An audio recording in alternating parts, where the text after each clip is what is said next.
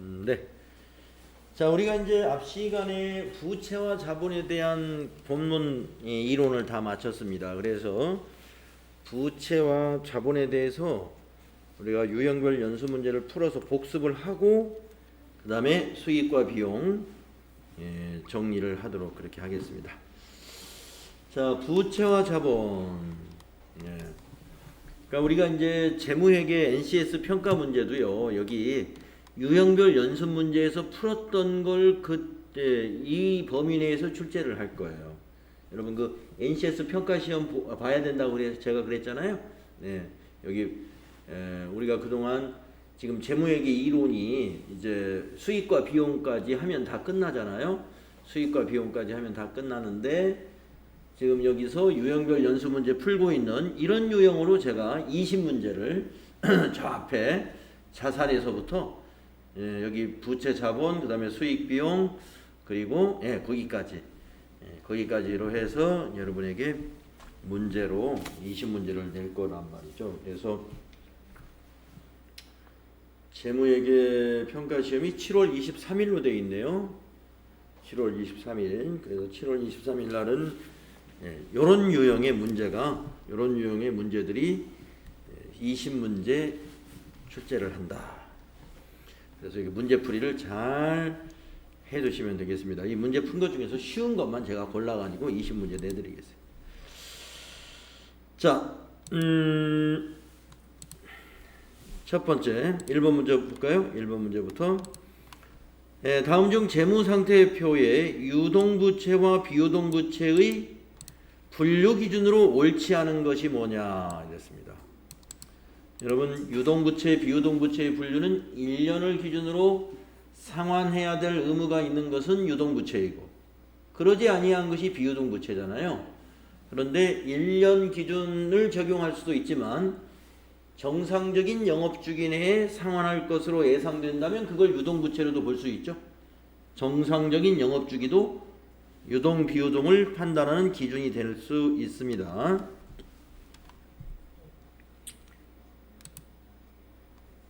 이게 닫아놓고. 자, 그러면 1번부터 보겠습니다. 일반적으로 보고기간 종료일부터 1년 이내에 상환해야 되는 부채는 유동부채로 분류한다. 맞았고요. 비유동부채 중에서 보고기간 종료일로부터 1년 이내에 자원의 유출이 예상되는 부분은 유동부채로 분류한다. 맞았고요. 그래서 우리가 비유동부채 중에서 보고기간 종료일로부터 1년 이내에 자원이 유출될 것으로 예상되는 부분이 뭐예요? 장기차입금을 유동성 장기부채로 대체하는 분계를 우리가 했었죠. 그거를 지금 여기 2번에서 얘기하는 것입니다. 다음에 3번 정상적인 영업주기 내에 소멸할 것으로 예상되는 매입 채무와 미지급 비용 등은 보고기간 종료일로부터 1년 이내에 결제되지 않더라도 유동부채로 분류한다. 그렇습니다. 정상적인 영업주기 내에 소멸할 것으로 예상된다.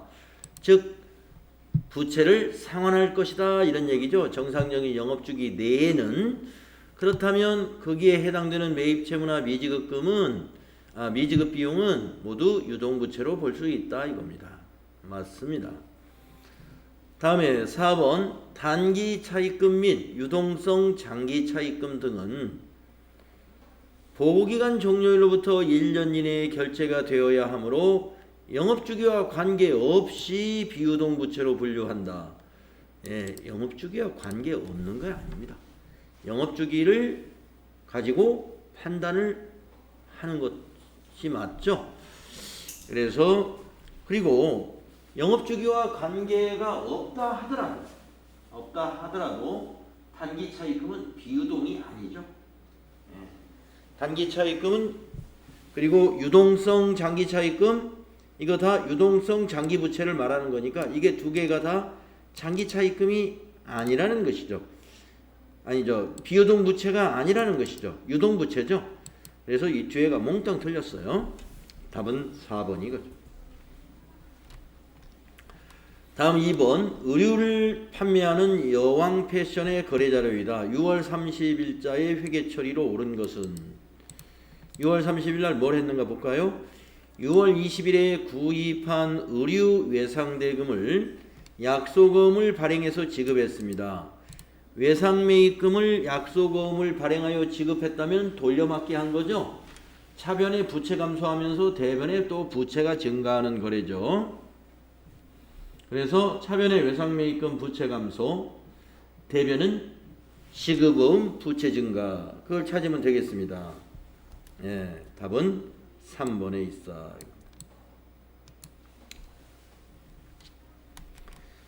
자, 다음에 3번을 보시면 다음 내용 중 매입 채무의 금액을 계산하면 얼마냐. 여러분, 매입 채무는 뭐예요? 계정 과목이 매입 채무 하면은 딱 두 개밖에 없죠. 외상 매입금과 지급음. 그렇습니다. 그래서 이 두 개를 더하면 되지 않을까요? 네. 매입 채무는 18만 원에 7만 원을 더하면 25만 원이다. 네, 아주 쉬운 문제. 다음에 4번. 다음에 총계정 원장을 보고 거래를 추정한 것으로 옳지 않은 것은, 자, 무슨 원장인가 보세요. 외상매입금 부채라는 것이죠. 부채는 대변에서 증가하고 차변에서 감소합니다. 그러면 우리가 이걸 어떻게 해석할 수 있을까요? 날짜 순으로 한번 판단을 해보겠습니다. 자, 7월 12일이 대변에 있어요. 자, 외상매입금이 발생한 겁니다. 7월 12일 날. 근데 상대 계정 과목이 뭐라는 거예요? 상품이라는 거죠. 대변의 외상매입금이니까 차변이 상품이라는 것이니까 한번 그걸 떠올라 볼까요? 7월 15일 날 차변의 상품 100, 대변의 외상매입금 100. 외상으로 상품을 100만 원어치 매입한 거죠? 네. 그 다음에 7월 20일 걸 한번 떠올려 볼까요? 외상매입금 차변에 기록하면 부채가 감소된 겁니다. 네. 부채 감소, 외상매입금을 상환했다는 거죠. 상대 개정 과목이 지급어음이래요. 그러면 대변의 지급어음이니까 어음을 발행해서 60만 원의 외상매입금을 상환했구나.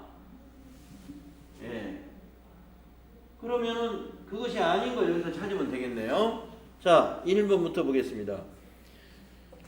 7월 20일 지급어음 60만 원의 만기가 도래했다. 이거 아니죠. 만기 도래했으면 지급어음 계정에 어디로 가요? 차변에 와야죠. 근데 지금 지급어음은 대변에 있는 거예요. 1번 틀렸습니다.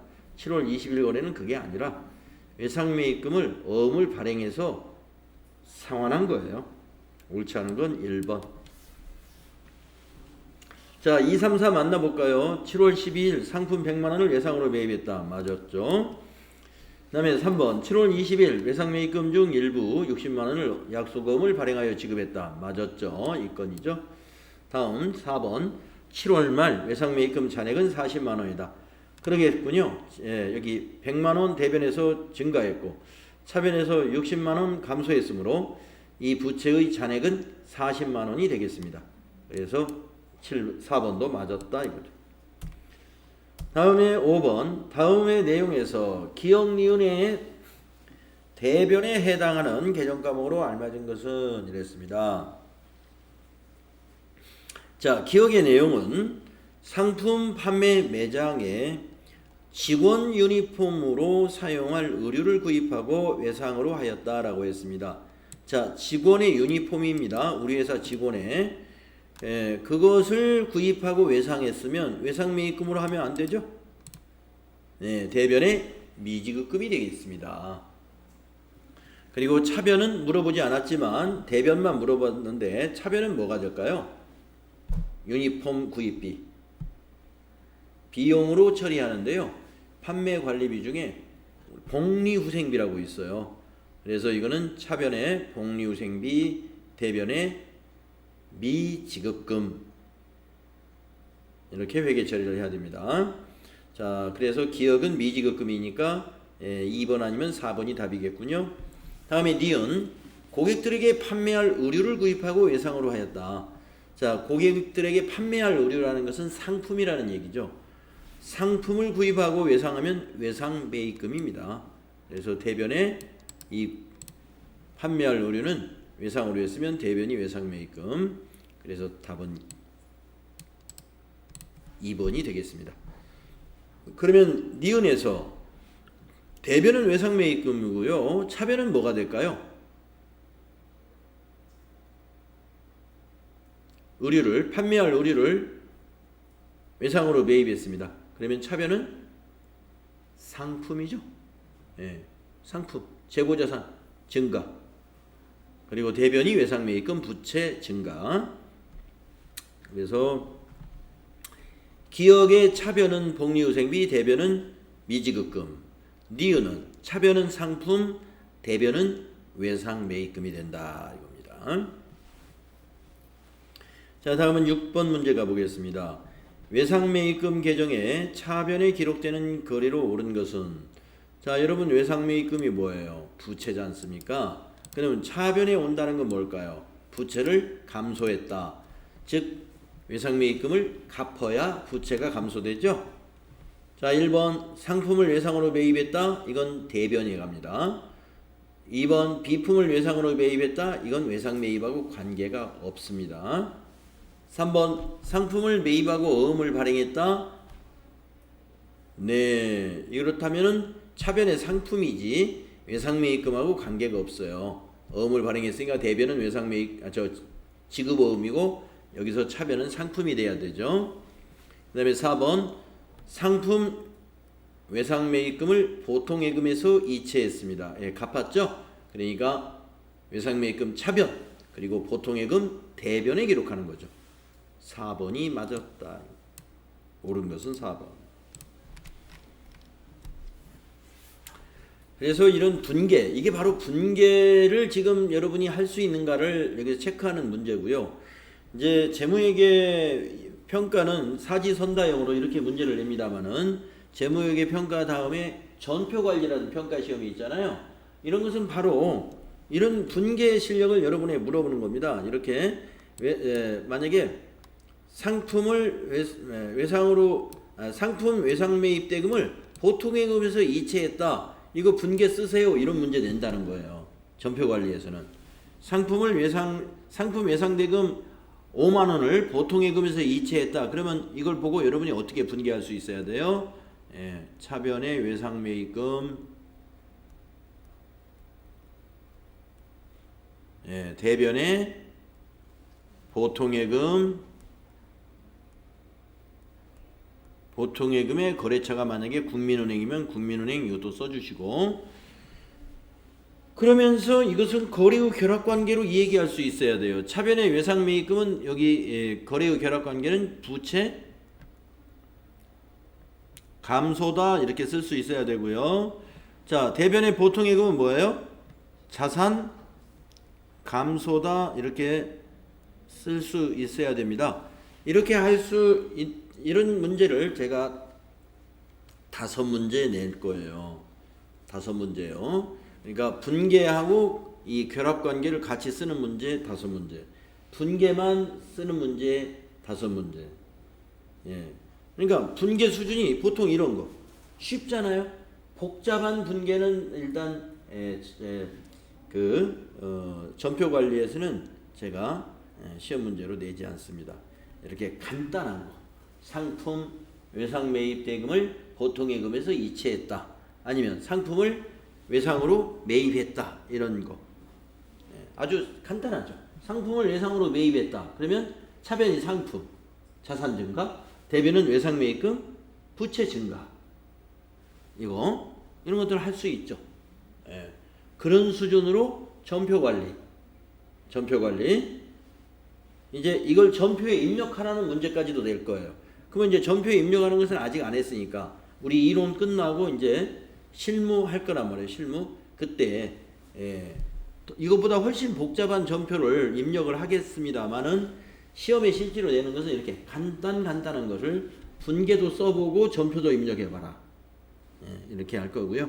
전표 입력하는 것은 이제 우리가 실무에서 금방 여러분이 하실 수 있으니까 우선은 이론적으로 이게 우리가 공부할 때 이 분계하는 걸 정확히 할 수 있도록 습득을 해주시기 바래요. 다음에 7번 상품 매출을 계약하고 상품 인도 전에 계약금을 수령하는 경우 대변이 뭐냐라고 그랬습니다. 계약금을 수령했대요. 그러면 대변이 우리 유동부채에서 배웠죠? 뭐였을까요? 예, 선수금이었죠? 대변이 선수금. 4번입니다. 다음에 8번. 다음 대화 내용을 보고 밑줄 친 부분에 해당하는 개정 과목으로 옳은 것은 이랬습니다. 자, 이대리 급여 작업 빨리 마무리하고 오전 10시 전에 꼭 급여 이체를 하세요. 네, 조금 전 급여 작업을 마쳤습니다.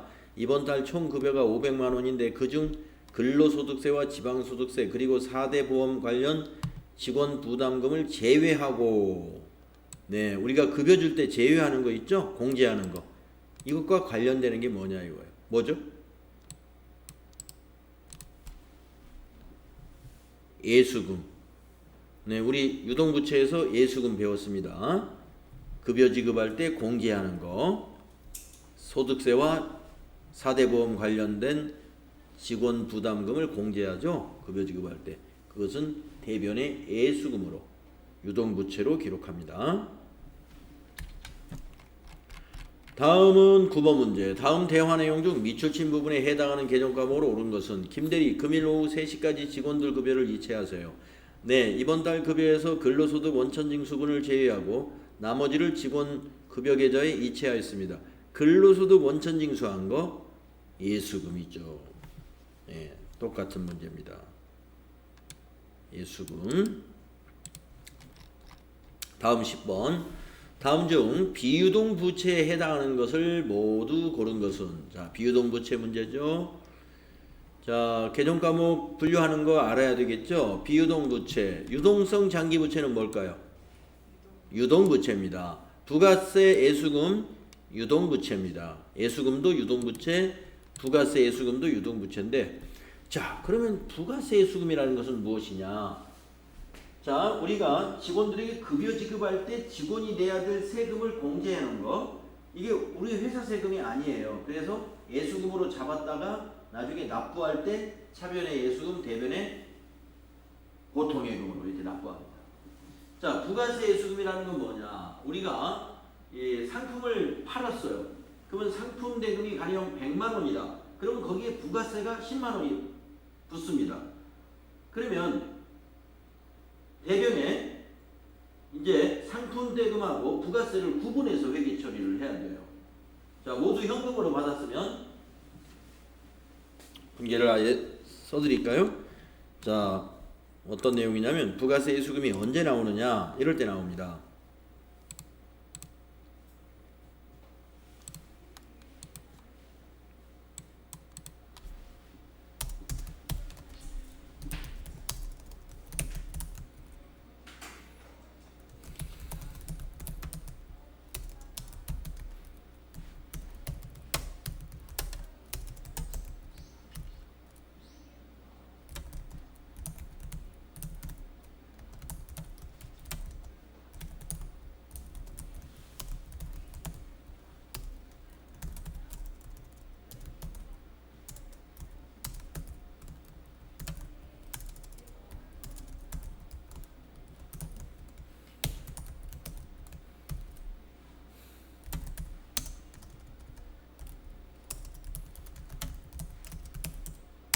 자, 일거래를 한번 분개를 해보도록 하겠습니다.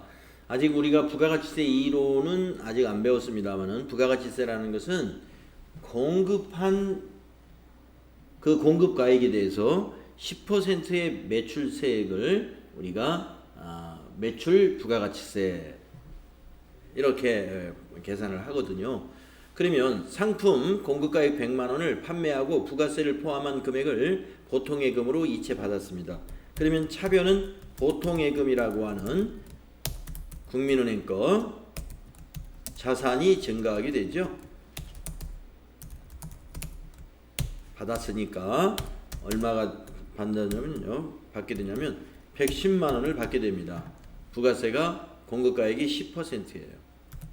그러면 대변의 개정 과목이 뭐가 되느냐? 이 공급가액은 상품을 팔았으므로 수익으로 인식합니다. 우리 회사의 수익으로. 그게 바로 영업수익 상품 매출입니다. 상품 매출 수익으로 인식하시고, 이 상품 매출은 수익 발생입니다. 그리고 10만 원은 우리가 임시로 보관하고 있는 거예요. 그래서 이걸 부가세 받아놓은 거다, 예수금이다. 이렇게 고객한테 받아놓은 부가세입니다. 이게 바로 부가세 예수금입니다. 부가세 신고 납부하는 날까지 이걸 보관하고 있다가 납부할 때 이 부가세 예수금이 부채가 감소하게 돼요. 부가세는요, 이와 같이 고객한테, 매입자한테 받아서 납부하는 거예요. 부가세 예수금은 부채입니다.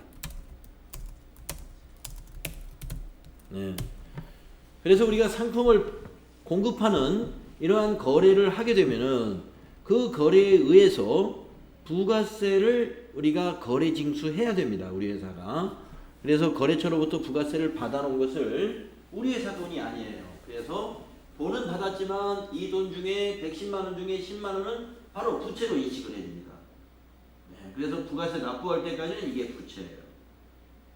그래서 납부 끝나면 이 부채가 없어져요. 차변에 와서.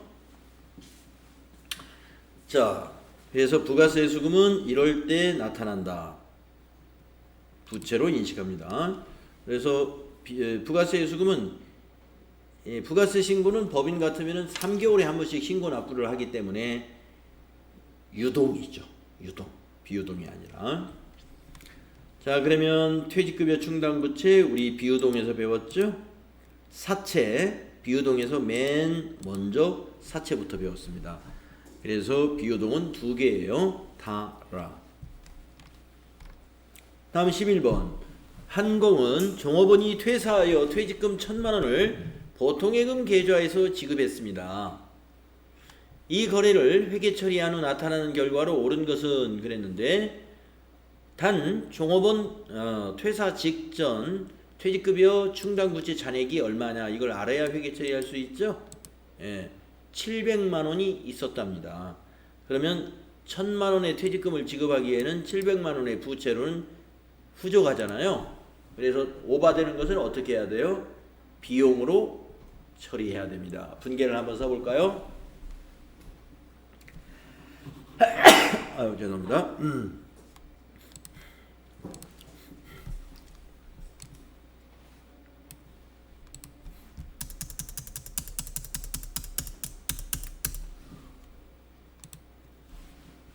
자, 11번 문제를 우리가 분계로 표현한다면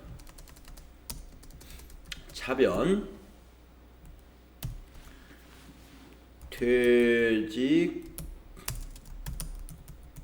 퇴직급여 충당부채가 700만 원 소멸하고, 즉 부채가 감소하고, 퇴직자가 발생하면 부채가 감소하는 거예요. 모자라는 300은 당기의 비용으로 처리합니다. 그것이 퇴직급여예요. 원래 퇴직급여 충당부채를 설정하는 결산분계에서 퇴직급여가 나타나죠. 근데 전기 결산할 때 뭔가가 예측을 잘못했다든지 뭔가가 착오가 있었다고 합니다. 예, 퇴직급여 충당부채를 적게 설정했던 거죠. 그래서 당기의 비용으로 처리할 수밖에 없다. 그래서 요거는 비용이 당기의 비용으로 가게 됩니다.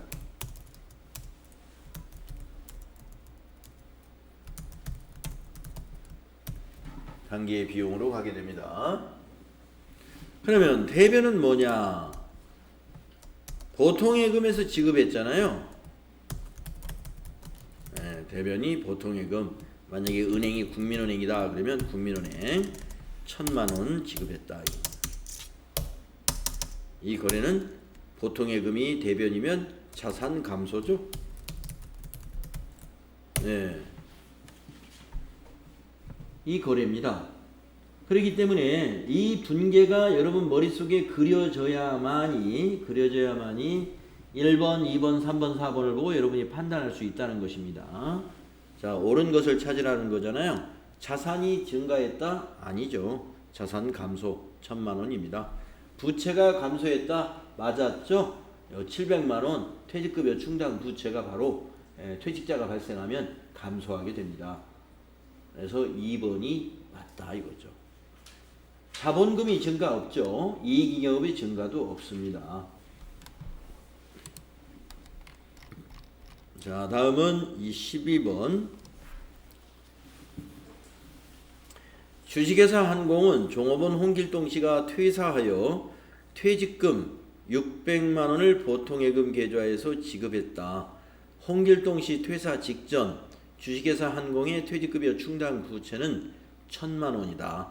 홍길동 씨 퇴직금 지급에 대한 분개로 옳은 것은 이건 퇴직급여 충당 부채가 충분하죠. 그러니까 차변은 부채 감소, 대변은 자산 감소. 600만 원에 대해서 그렇게 회계 처리하면 되죠. 어느 걸까요? 1번이 옳은 것입니다. 차변이 퇴직급여 충당 부채 600, 부채 감소, 대변은 보통예금 600, 자산 감소가 되겠습니다. 다음에 13번. 다음 중 자본에 대한 설명으로 옳지 않은 것은 이랬습니다. 자, 이제 부채를 넘어서 자본 문제로 넘어갑니다. 자, 자본이 무엇인지 여러분 다 설명할 수 있죠. 1번. 자본은 기업의 자산에서 부채를 차감한 후에 자녀 지분을 나타낸다. 맞아요. 2번. 자본잉여금은 주식발행 초과금과 기타 자본잉여금으로 구분하여 표시한다. 맞아요. 우리가 기타 자본잉여금으로만 구분하는 것은 아니지만 주식발행 초과금을 제외한 기타 자본잉여금이 여러 개 있죠. 그렇게 이해해야 되겠죠. 다음 3번. 보통주 자본금은 액면금액의 발행 주식수를 곱한 금액이다. 그렇죠. 보통주든 우선주든 자본금이라 하는 것은 액면금액을 말하는 거예요. 발행 주식수가 2주면 액면가 곱하기 2주 하면 되는 거죠. 다음 4번. 자기 주식은 취득원가를 매도가능 증권으로 회계 처리한다.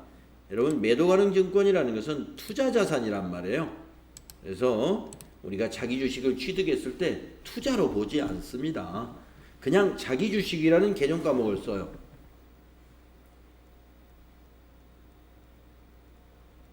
옳지 않습니다. 4번. 그리고 이 자기 주식은 자본에서 분류할 때 자본 조정 항목으로 분류합니다. 그래서 자기 주식을 우리 회사가 취득했다. 소각을 바로 안 시키고 우리가 그냥 취득했다. 그냥 취득이라는 건 없겠죠. 주가를 관리하기 위해서 취득했다고 볼까요? 그러면 차변에 자기 주식 취득원가로 기록하고요. 대변에 보통예금 나간 비용을 자산 감소시키면 돼요. 그리고 차변의 자기 주식은 자본이 감소하는 거죠. 자본 조정. 자본 조정이 자본 감소 항목이 꽤 많아요. 그래서 우리가 자기 주식을 회사가 취득하면 차변이 자기 주식, 대변은 보통예금 또는 현금 이렇게 된다는 것입니다. 4번이 틀렸어요. 다음에 14번. 주식회사 한공이 자본 증자를 위해 액면 5,000원인 주식을 6,000원에 발행한 경우 이게 유상증자죠. 올바른 분계로 분계가 된 것은, 자, 우리 유상증자할 때 우리가 자본금은 언제나 액면가로 표시하고, 자, 그러면 맞는 거 한번 찾아봅시다. 몇 번일까요? 1번입니다. 1번. 그래서 차변의 현금은 6,000원, 대변의 자본금은 액면가로, 그 다음에 초과된 금액은 주식발행 초과금이라는 자본잉여금 계정 과목으로 회계 처리합니다. 다음에 15번. 주식회사 한공은 2020년 4월 1일 법인을 설립하고 액면가 5,000원의 신주 100주를 7,000원에 현금 발행했답니다. 할증 발행했죠? 자, 이 거래가 재무제표에 미치는 영향으로 옳은 것을 모두 고르시오. 한번 골라볼까요? 일단 분계를 써봐야 정확히 알겠지만 지금 머릿속에 분계가 떠 있다고 생각하시고, 자산 증가 있나요? 있죠? 뭐가 자산 증가일까요? 이 분계에서 차변에 현금이 오잖아요. 네? 현금이 100주 곱하기 7이니까 7,000원이니까 70만 원. 차변에 현금 70만 원. 그래서 그게 자산 증가가 현금 70만 원이 자산 증가예요.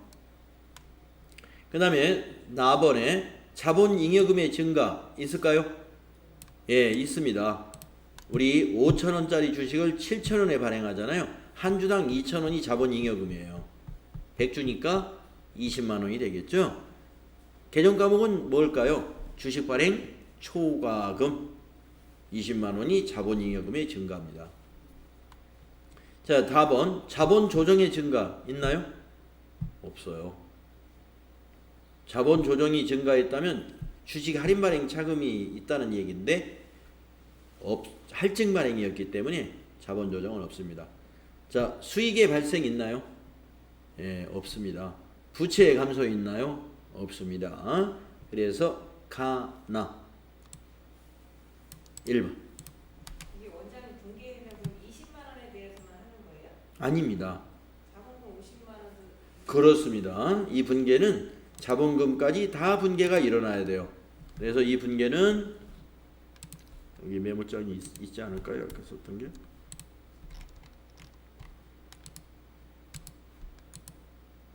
이거 있죠.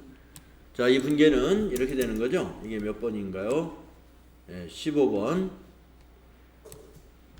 15번의 분계는 어떻게 될까? 정확하게 분계하실 수 있어야 됩니다. 차변의 현금은 100주 곱하기 7,000원입니다. 그래서 70만원 자산이 증가하고요. 대변에는 자본금 액면가로 50만원 되겠습니다. 자본 증가, 자본금이 50만원이고 또 대변에 주식 발행 초과금이라는 자본 잉여금 처리하죠. 주식 발행 초과금이 20만원입니다. 그래서 이렇게 분계를 해야 됩니다. 그래서 자산 증가 70만원, 대변에 자본 증가 모두 70만원. 이 자본 증가 중에서는 자본금 증가가 50이고 자본 잉여금 증가가 20만원이다. 그렇게 정리할 수 있죠. 대변의 자본 증가 70은 자본금 증가 50과 자본 잉여금의 증가 20이 자본 증가 70에 해당되는 내용입니다. 자, 다음에 16번 문제 가볼게요. 다음은 주식회사 한공의 보통주식 발행에 관한 자료이다. 보통주식 발행이 자본에 미치는 영향에 대한 설명 중 옳지 않은 것은 이랬습니다. 자, 먼저 1번부터 보겠습니다. 자본금이 200만원 증가한다. 그러면 액면가가 200만원이니까 따져보면 되겠죠? 한번 볼까요? 한 주당 액면 금액은 2만원인데요. 발행 주식수가 네 번째 줄에 있죠? 100주랍니다. 자, 액면가로 계산하는 게 자본금이에요. 2만원 곱하기 100주는 200만원 맞습니다. 1번은 맞았어요. 다음 2번 주식 발행 초과금이 50만원 증가한다. 그러면 얼마에 발행했나 볼까요? 2만원짜리 액면가인데 15,000원에 발행했는데 초과금일 리가 없죠. 할인 발행했는데요. 주식 할인 발행 차금이 한 주당 5,000원씩 100주니까 50만원 되겠습니다. 2번이 옳지 않은 것으로 답이 되는 거고요. 나머지 다 맞은 거예요. 그러면 검증해 볼까요? 자, 주식 할인 발행 차금 50만원이 증가한다. 이거 맞았어요. 4번 자본 총액은 150이 증가한다. 네, 왜 그럴까요? 자본금이 200 증가했죠? 그런데 주식 할인 발행 차금이 50만원 증가했죠? 주식 할인 발행 차금의 증가는 자본의 감소예요. 왜? 주식 할인 발행 차금이 차변에 오거든요. 이게 분계를 한번 써볼까요? 정말 차변에 오는지.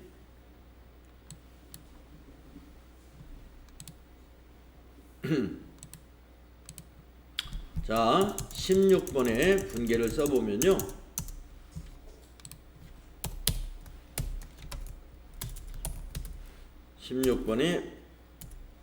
분계는 이렇게 됩니다.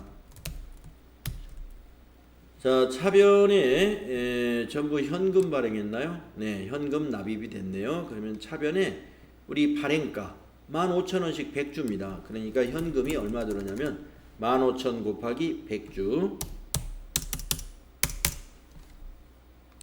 150만 원이 되겠습니다.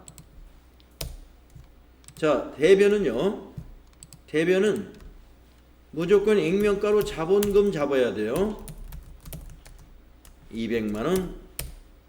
액면가는 100주니까 200만 원이죠. 자, 50만 원의 차이를 우리는 주식 할인 발행 차금이라고 기록한다 이거죠. 자, 거래 후 결합 관계들을 한번 써보겠습니다. 차변의 현금 150은 자산 증가요. 대변의 자본금 200은 자본 증가요. 차변의 주식 할인 발행 차금 50만 원은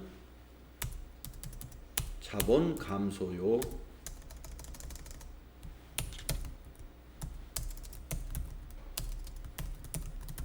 따라서 대변에서 자본금 증가, 자본금의 증가가 200만 원 있었으나 차변에서 주식 할인 발행 차금의 증가로 인해서 이 주식 할인 발행 차금의 증가는 바로 차감 항목이기 때문에 자본의 감소 항목이에요.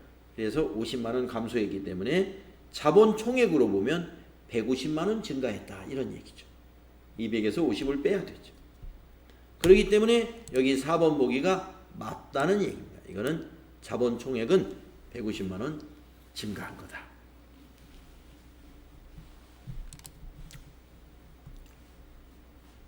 그래서 옳지 않은 것은 2번이었습니다. 다음에 17번 다음의 설명에 해당하는 자본 항목은 이랬습니다.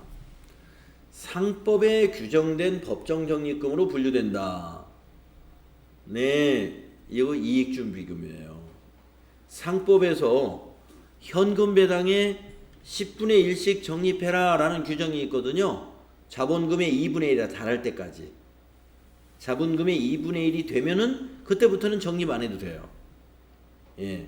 그래서 주주들에게 현금 배당을 하게 되면은 기업에 자산이 그만큼 외부로 유출되잖아요.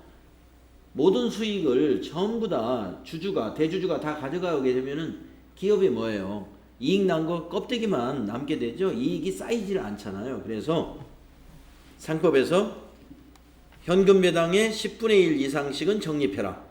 강제로 적립금이 있습니다. 그게 바로 이익준비금이었어요.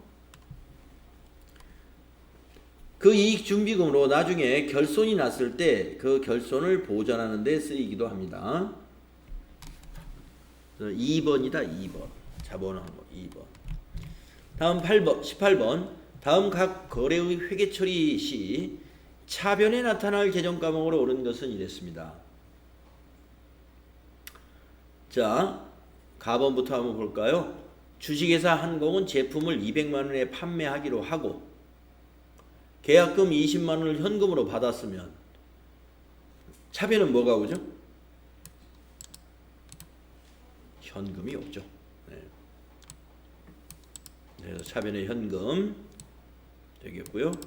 2번 나번 직원이 퇴사하여 퇴직금 400만 원을 보통예금 계좌에서 지급하였다. 네.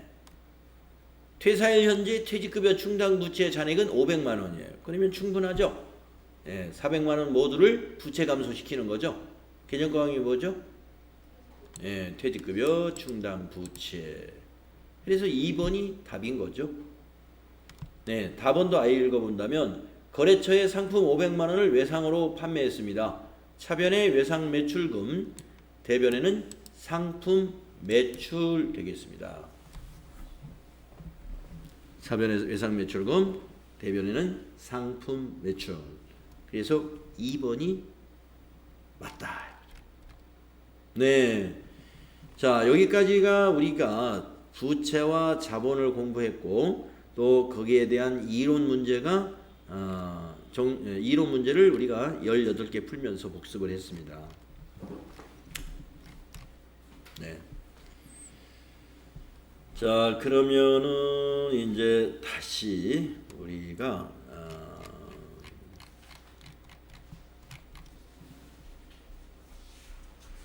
교재 앞쪽 본문으로 다시 돌아가겠습니다.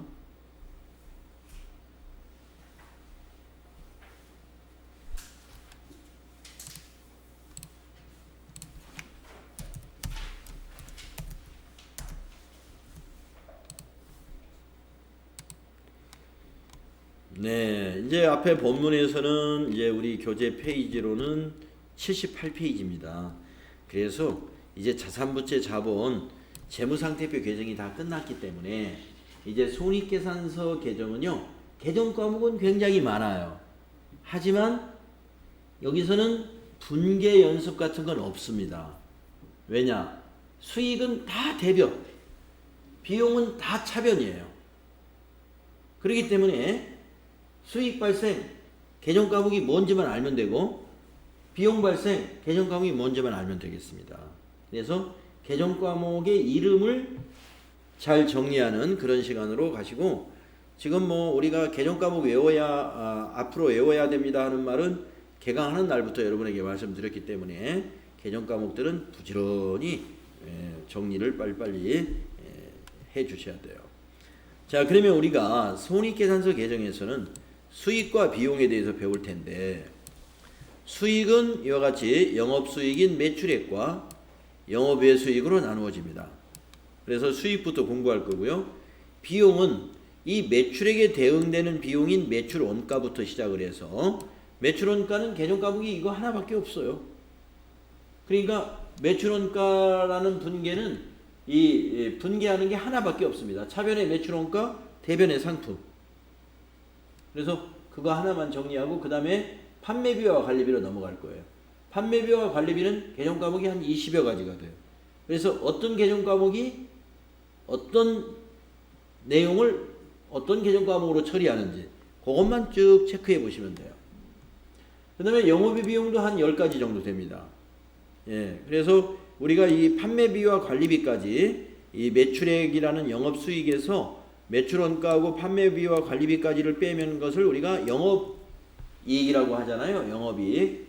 그래서 영업이익을 일단 계산하고 나서 영업의 수익은 더하고 영업의 비용을 뺀단 말이에요. 그 영업의 수익과 영업의 비용은 서로 상대적인 거예요. 하나는 영업외적인 수익, 하나는 영업외적인 비용이죠. 그리고 여기도 영업의 수익이나 영업의 비용이 개정 과목 수가 다 비등비등해요. 한 10개 정도 이렇게 됩니다. 그러면 개정 과목이 자, 매출액 하나, 매출원가 둘, 판매비와 관리비 한 20가지, 영업의 수익이 10가지, 영업의 비용이 10가지. 법인세 비용은 법인세 비용 하나예요. 개정 과목이. 그럼 전부 몇 개입니까? 44개. 그래서 이 손익계산서 개정은 개정 과목이 약 44개 정도 된다. 그래서 그거를 수익과 비용으로 나눠서 여러분이 암기하시면 되겠습니다. 자, 암기를 뭐 그냥 할 수 있는 것은 아니고요. 이 개정 과목을 딱 선택할 수 있으면 돼요. 어떤 비용을 어떤 비용이 나왔을 때 또는 수익이 나왔을 때. 자, 한번 이거 읽어보시고. 자, 기업의 주요 영업활동인 매출활동과 관련된 수익을 영업수익이라고 해요. 그러니까 매출활동과 관련된 수익이 영업수익이니까 여기서 말하는 매출액이 영업수익이다 이 말입니다. 매출액이 영업수익이다. 그 외의 수익은 영업의 수익이다. 그 외의 수익은 이자를 받는다든가 이런 영업 외적으로 부동산을 처분해 가지고 유형자산 처분이익이라든지 아니면 투자자산 처분이익 같은 거, 매도가능증권 처분이익 또는 뭐 단기 매매증권 처분이익 이런 것들 다 영업의 수익입니다. 그래서 영업수익인 매출액에 대응하는 비용을 매출 원가라고 한다 그랬죠. 그래서 이제 비용으로 넘어오면 매출 원가가 있고, 또 판매와 관리 활동에 관련된 비용이 판매비와 관리비라고 하거든요. 그래서 판매 관리비가 개념 과목이 아주 많고, 그 외의 비용이 영업의 비용이에요. 예, 이것도 한 10개 정도 되고, 그리고 법인세 비용은 개념 과목 하나. 그래서 여기 지금 밑에서 수익과 비용을 간단하게 설명을 해 놓은 것입니다.